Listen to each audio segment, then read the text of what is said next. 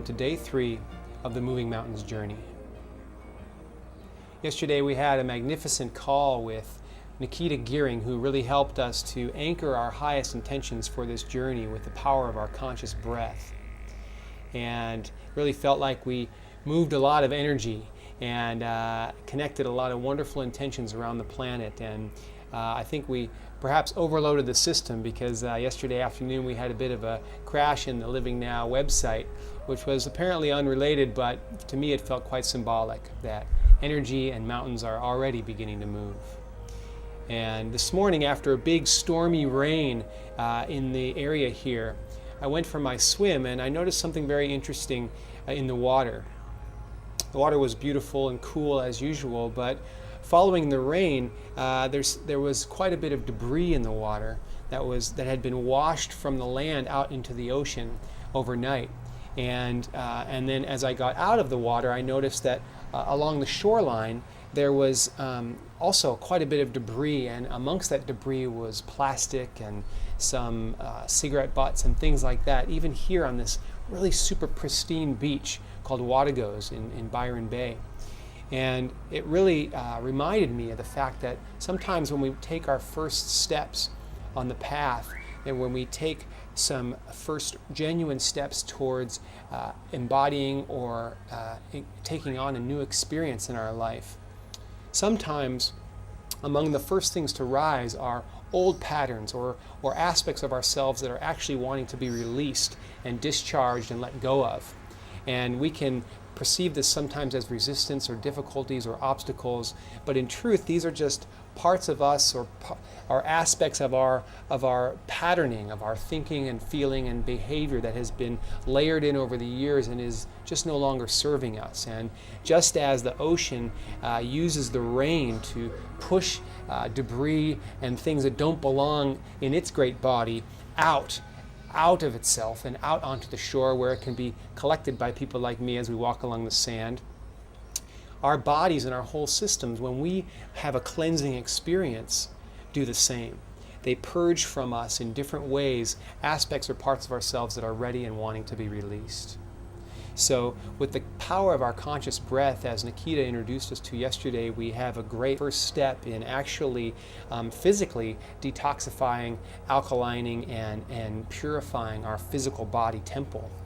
And today we're going to take a look at some other tools and approaches to actually continue to choose life force giving activities and exercises in our experience and continue to give ourselves the permission to actually release and let go of activities and relationships and endeavors that are no longer serving us.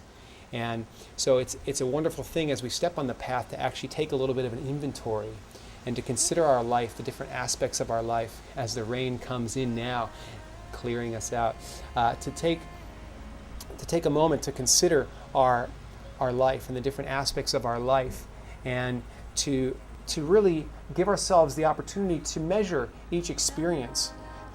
in the chalice of discernment, and to say, is this activity or this endeavor or this relationship currently a life-giving experience for me? Is it aligned with this intention and this path that I'm now stepping on and now moving towards? Or is this activity or endeavor actually taking energy away, fragmenting or separating myself in some way, shape, or form energetically from that thing that I am now on the path moving towards? It's very easy to put off those things that make us feel good or that actually give us life, and to think, well, once I get this thing, or once I do this thing, or once I achieve this thing, or once I cross that threshold and achieve that, then I can give myself the gift of doing this thing or this thing or this thing that actually feels good. But what we have to start to recognize is that it's actually the good feeling energy that we create in our body that produces the experience that we're seeking for. And if we're wanting to create something that's out here, one of the very best ways to begin to initiate taking the step towards that is actually to build the good feelings of that end result experience in our bodies right here and right now. One of the first steps in doing that is really to become our own best ally and to become our source for guidance and information. And what that involves in my experience is firstly giving ourselves permission to unplug from a lot of the media sources that are currently streaming into us from all sorts of directions, and to put down our books for a time and just to open ourselves up to the book of our life, and to know and to realize that when we have an intention and when we have a great desire and when we are moving our energy towards life, that life reflects back to us, that life gives us constant clues and messages and gifts along the way that help clarify and open the path for us.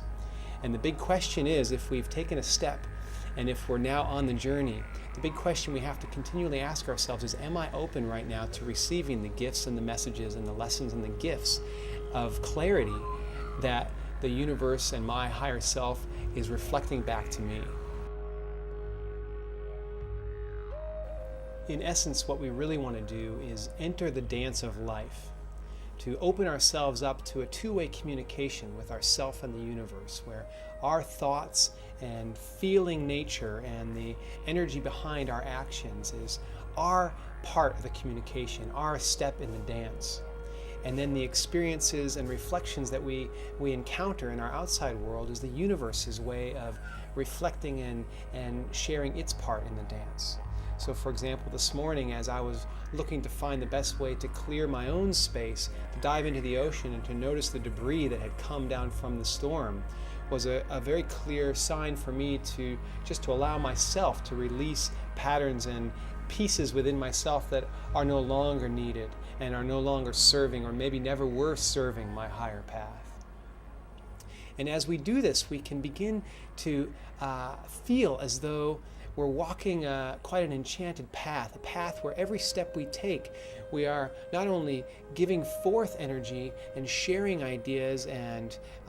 visions, but we're actually opening ourselves to receive, to listen to the timing of a bird's call and its match with a thought that we just had, or the way the clouds part just as we're having a specific impulse or reaching a moment of conversation with someone. So, along with the conscious breath techniques that Nikita showed us yesterday and will continue to show us throughout the program, we're going to be exploring ways that we can shed these old layers and open our sense of being to receive the type of messages and support that we may be getting each step of the way from our true and higher self. We'll be doing this with our mental body and our emotional body and our energetic body. But this week it's all about really opening up the vessel of our physical body. So I'm going to share a couple of techniques and tools that I've found particularly useful in tuning in and clarifying and rejuvenating my physical form on a daily basis in a way that really helps me harmonize with the mental and emotional and spiritual visions of my highest path.